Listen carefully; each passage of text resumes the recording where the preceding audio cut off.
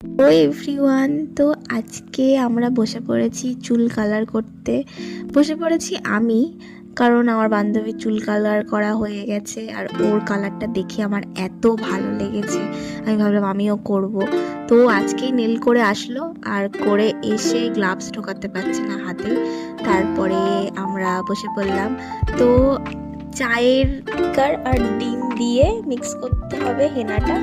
এই হেনাটার কালারটা ছিল একটু বার্গেন্ডি রেডস। তো এরপরে দেখবে মিক্স করবে ও। আমি এই জলটা ঢেলে দিচ্ছি, কালারটা খুব ভালো আসে, তোমরা দেখতেই পাচ্ছ মিক্স করছে।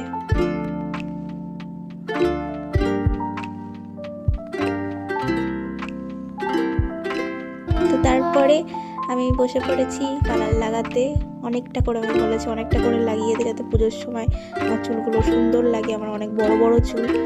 তো এরপরে আমি আধ ঘন্টা না 1 ঘন্টা রেখেছিলাম। রাখার পরে কালারটা তোমরা দেখতে পাবে কত সুন্দর এসছে। টাটা।